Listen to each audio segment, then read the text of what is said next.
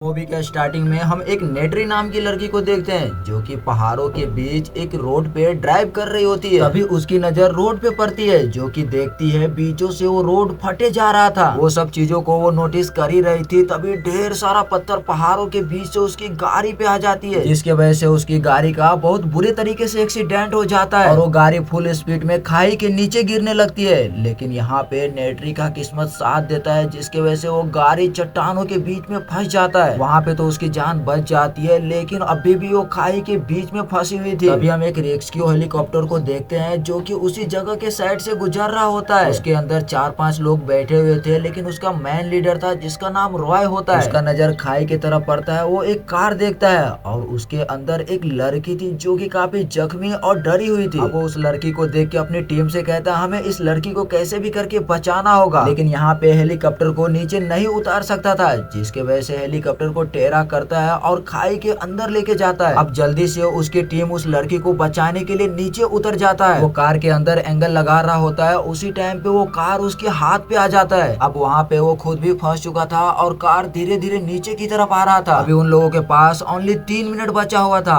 अगर 3 मिनट के अंदर वहाँ से हेलीकॉप्टर को नहीं लेके जाता है तो उसका इंजन बंद हो जाएगा। अब रॉय खुद नीचे उतरने का फैसला करता है। अब सब लोग जानता है भाई रॉय ठहरा बॉडी बिल्डर इंसान। वो गेट को उखाड़ के फेंक देता है और उस लड़की को कार से बाहर निकाल लेता है, जिसके वजह से उस लड़की की जान बच जाती है। फिर हम कैलिफोर्निया शहर में डॉक्टर लॉरेंस को देखते हैं जो कि अपने स्टूडेंट से जमीन पे बीती हुई घटनाओं के बारे में कुछ बता रहे होते हैं। वो धरती पे आने वाले भूकंप और काफी सारे घटनाओं के बारे में रिसर्च करते हैं। वो उन सभी से बता रहे होते हैं 1964 में कैलिफोर्निया में आए हुए भूकंप ने पूरी तरह से तबाही मचा दिया था। वो इतना खतरनाक था जैसे मानो एक एटम बॉम्ब फटा हो। उसकी तबाही कैलिफोर्निया ने कई सालों तक झेला है। ये भूकंप 150 साल में बस एक ही बार आता है, लेकिन अभी 250 साल से भी ज्यादा हो चुका है और अभी तक यहाँ पे एक भी भूकंप नहीं आया है। उसके दूसरे दिन हम देखते हैं प्रोफेसर जब अपने ऑफिस में काम कर रहा होता है, तभी उसके पास एक आदमी आता है। ये बात सुनने के बाद उस चीज को रिसर्च करने के लिए तुरंत एक डैम पे पहुंचता है। डैम काफी बड़ी थी। फिर प्रोफेसर के जूनियर उस डैम के अंदर जा करके चेक करने लगता है। अभी वो सब चीज को रिसर्च कर ही रहा होता है, तभी उसके मीटर के ऊपर वो पेज काफी रफ्तार से चेंज होने लगता है। वो चीज देख के वो काफी ज्यादा घबरा जाता है, लेकिन वो कुछ ज्यादा सोच पाता उससे पहले वहाँ पे एक बहुत बड़ी भूकंप आ जाती है, जिसकी वजह से डैम टूटने लगता है और उसके अंदर से पानी निकलने लगता है। डॉक्टर लुरेस जल्दी उसे फोन करता है और कहता है तुम जल्दी से वहाँ से कैसे भी करके निकलो। उस ब्रिज पे कई सारे लोग थे। उधर डॉक्टर प्रोफेसर उन सभी से कहता है कि जल्दी से ब्रिज को खाली करो। वहीं पे प्रोफेसर का जूनियर अपनी जान बचाने के लिए उस डैम से जैसे तैसे करके बाहर आ जाता है, लेकिन जब वो भाग रहा होता है तभी उस डैम पे एक लड़की को देखता है जो कि वहाँ पे फंसी रहती है। वो चीज देख के तुरंत उस लड़की को उठाता है और वहाँ से भागने लगता है, लेकिन जैसे वो वहाँ से निकल पाता उसी टाइम पे वो ब्रिज टूट जाता है, जिससे कि लड़की को तो ब्रिज से बाहर फेंक देता है, लेकिन उसका पाँव वहाँ पे फंस चुका था। और प्रोफेसर उसे बचाने के लिए जाता है, लेकिन उसे वो मना कर देता है और उनसे कहता है कि तुम लोग अपनी आंखें बंद करो। उतना बोल ही रहा होता है, उतने देर में वो पूरा ब्रिज पानी के अंदर समा जाता है। उसे अपने आंखों के सामने मरते हुए देख प्रोफेसर को बहुत ज्यादा बुरा लगता है। वहीं पे हम रॉय को देखते हैं जो कि अपनी बेटी और अपनी बीवी से मिलने के लिए उनके घर पे जा रहे होते हैं। दरअसल रॉय का और उनकी बीवी के बीच में तलाक होने वाला था। जब वहाँ पे पहुँचता है तो रॉय देखता है उसकी बीवी के साथ उसका बॉयफ्रेंड भी है। अब ये चीज उसको तो अच्छा नहीं लगता है, लेकिन बेचारा क्या कर सकता था। फिर वो अपनी बेटी से मिलके वहाँ से जाने लगता है। तभी उसकी बीवी आके उसे कहती है कि सॉरी, मैं तुम्हें बताने वाली थी कि हम लोग यहाँ पे शिफ्ट हो रहे हैं। जिसपे रॉय कहता है कोई बात नहीं, और वो अपनी गाड़ी में बैठ जाता है। वो अपनी बीवी से कहता है मैं डिवोर्स पे साइन करके आज ही भिजवा दूंगा, कह के वो वहाँ से निकल जाता है। उधर हम एमा और उनके फियांसू को देखते हैं जो कि किसी मीटिंग में जा रहा होता है। मीटिंग के दौरान उन्हें बाहर एक छोटा बच्चा मिलता है और एक लड़का मिलता है। इससे बातें करते करते उन तीनों में अच्छी दोस्ती हो जाती है। इसके बाद हम डॉक्टर लुरेस को देखते हैं जो कि अपने ऑफिस के अंदर था। वहाँ पे कुछ रिपोर्टर आते हैं और डॉक्टर लुरेस से पूछते हैं कि वहाँ पे भूकंप कैसे आया था, उस चीज के बारे में बताइए। अब वहाँ पे वो कुछ जवाब दे पाता है, जिससे पहले वहाँ पे उसके 2 जूनियर आता है और उन्हें एक पेपर दिखाता है, जिसमें वो देखता है कुछ ही देरों में क्लेनिया शहर में बहुत बड़ी भूकंप आने वाली है और वो भूकंप एक जगह नहीं बल्कि पूरे शहर में आएगी। अब वो चीज देख के वो सारे लोग घबरा जाते हैं। उधर हम रॉय को देखते हैं जो कि हेलीकॉप्टर के अंदर बैठ के पूरे शहर के अंदर राउंड लगा रहा होता है। उसी टाइम पे वो अपनी बीवी के पास कॉल करता है और उससे सॉरी कहता है। तभी उसकी बीवी कहती है शायद मेरे से ही गलती हो रही है। ये लोग आपस में बात कर ही रहे थे, तभी वहाँ पे अचानक से टेबल हिलने लगता है। देखते देखते वहाँ पे जोरदार भूकंप आ जाता है और पूरे बिल्डिंग के अंदर अफरा तफरी मच जाती है। लोग अपनी जान बचाने के लिए उस बिल्डिंग से नीचे भागने की कोशिश करता है। वहीं पे एना की मॉम को ये चीज मालूम था था कि अगर वो बिल्डिंग के ऊपर जाती है तो रॉय उसे बचाने के लिए जरूर आएगा, लेकिन वो बिल्डिंग पूरी तरीके से टूट रहा था और लोग उस बिल्डिंग के नीचे गिर रहे थे। उधर हम एना और उनके फियांसू को देखते हैं जो कि मीटिंग खत्म करके बिल्डिंग से बाहर निकल रहा होता है। टाइम पे उसकी गाड़ी की कांच क्रैक होने लगता है और वहाँ पे भी भूकंप आ जाता है। ये चीज उन लोगों को समझ में आ चुका था, इसीलिए वो अपने ड्राइवर से कहता है कि इस बिल्डिंग से गाड़ी को जल्दी बाहर लेके चलो। अब वो अपनी गाड़ी को तो भगा ही रहा होता है, लेकिन तभी उसके सामने से वो जमीन फट जाता है, इसके वजह से उसकी गाड़ी नीचे वाले फ्लोर पे आ जाता है। अब वहाँ पे गाड़ी के ऊपर एक बहुत बड़ी पत्थर आ चुकी थी,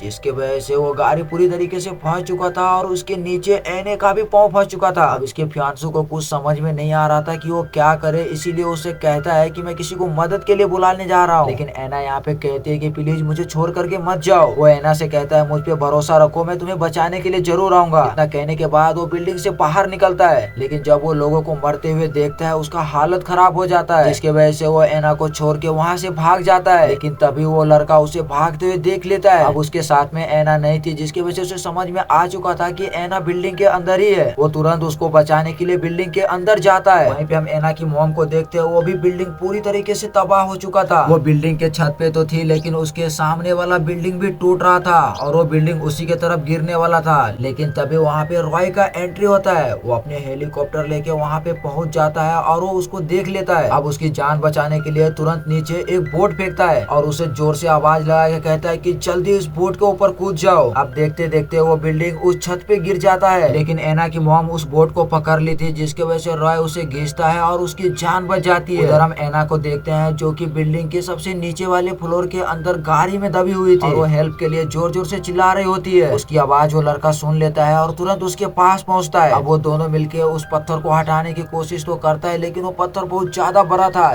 जिसके वजह से उसे वो हिला भी नहीं पा रहा था। लेकिन तभी उसके दिमाग में एक आइडिया आता है और वो एक लोहे के सहारे उस पत्थर को हटा देता है और एना को वहाँ से बाहर निकाल के तुरंत उस बिल्डिंग से भाग जाता है। फिर वो तीनों एक लाइब्रेरी के अंदर पहुँचता है, जहाँ पे उसे एक फोन मिलता है, जिसके वजह से वो अपनी मॉम से बात कर पाती है और वो अपनी मॉम से कहती है मॉम आपकी बॉयफ्रेंड ने मुझे अकेले छोड़ के वहाँ से भाग गया था, जिसके वजह से उसकी मॉम को बहुत ज्यादा दुख होता है। फिर रॉय एना से कहता है तुम सभी एक ऐसे जगह पे पहुँचो जहाँ वो जगह सबसे बड़ा हो और मैं तुम्हें लेने के लिए आ रहा हूँ, तो बिल्कुल ही घबराना मत। रॉय और उनकी वाइफ अपने हेलीकॉप्टर के अंदर से बैठ के उस पूरे शहर को तबाह होते हुए देख रहा होता है। लेकिन अब उन लोगों के साथ में भी एक बड़ी प्रॉब्लम खड़ी हो चुकी थी, क्योंकि हेलीकॉप्टर का फ्यूल खत्म होने वाला था और उन्हें जल्दी नीचे उतरना होगा। लेकिन वो लोग हेलीकॉप्टर को नीचे नहीं उतार सकते थे, क्योंकि पूरा शहर तबाह हो रहा था। फिर रॉय अपनी वाइफ से कहता है अगर हम लोग नीचे नहीं उतरेंगे तो हेलीकॉप्टर क्रैश हो जाएगा। इसीलिए रॉय जैसे तैसे करके हेलीकॉप्टर को एक मॉल के अंदर लैंड करवा देता है, जहाँ पे कई सारे लोग अपनी जान बचाने के लिए वहाँ से भाग रहे होते। लेकिन वहाँ पे कुछ ऐसे लोग थे कि उस मॉल को चोरी कर रहा था,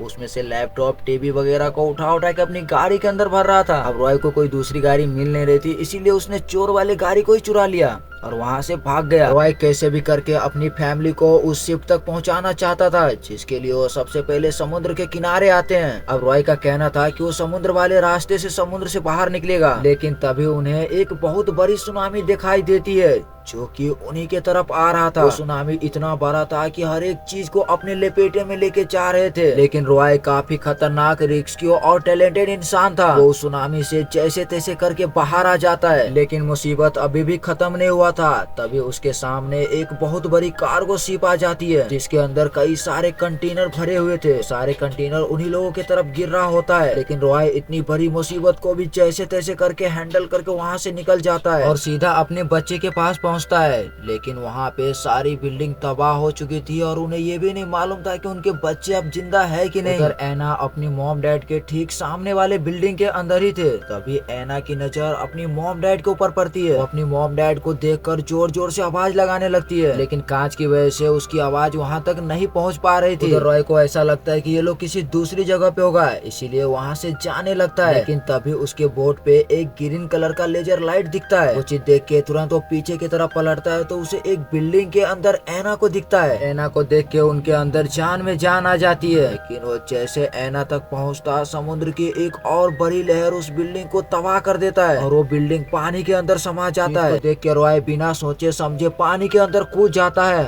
और ऐना तक पहुंच जाता है। लेकिन ऐना जिस रूम के अंदर थी उसका दरवाजा बहुत बुरी तरीके से फंस चुका था, जिसके वजह से ऐना पानी के अंदर धीरे धीरे डूबते जा रही थी। उधर रॉय के सामने ऐना अपनी जान गंवा रही थी। उधर रॉय ऐना को बचाने के लिए अपनी पूरी जी जान लगा दिया था, लेकिन ऐना धीरे धीरे पानी के अंदर डूबने लगती है। देख के रॉय पूरी तरह से बुखला जाता है और वो दरवाजे को तोड़ देता है और ऐना को जैसे तैसे करके पानी से बाहर लाता है। उस लड़का को देखते हैं जो कि कांच को तोड़ने के लिए पूरी जी जान लगा दिया था, लेकिन वो कांच इतना ज्यादा मजबूत था कि उससे हिल भी नहीं पा रहा था। फिर ऐना की मॉम उस लड़का को इशारे करता है और कहता है वहाँ से हट जाओ। अपना बोट को फुल स्पीड करती है और उस कांच को तोड़ देती है। रॉय सभी लोगों को बोट के अंदर बैठाता है। ऐना बुरी तरीके से बेहोश हो चुकी थी और उधर बिल्डिंग भी धीरे धीरे टूट रहा होता है। ऐना की मॉम बोट को फुल स्पीड में भगा रही थी। उधर रॉय ऐना को बचाने के लिए अपनी जी जान लगा देता है। बिल्डिंग भी बहुत बुरे तरीके से टूट रहा था और पानी भी बढ़ रही थी, लेकिन उससे पहले कि ये लोग बिल्डिंग के अंदर समा जाते हैं, वहाँ फुल स्पीड में अपनी बोट को बाहर निकाल लेती है, जिससे सबकी जान बच जाती है और ऐना भी होश में आ जाती है। कुछ देर के बाद वो तूफान पूरी तरीके से शांत हो जाता है, लेकिन पूरा शहर तबाह हो चुका था। वो समुद्र की बड़ी सी सुनामी भूकंप की वजह से ही आया था। फिर हम हेमा को देखते हैं जो कि अब अपने पति के साथ ही रहना चाहती थी।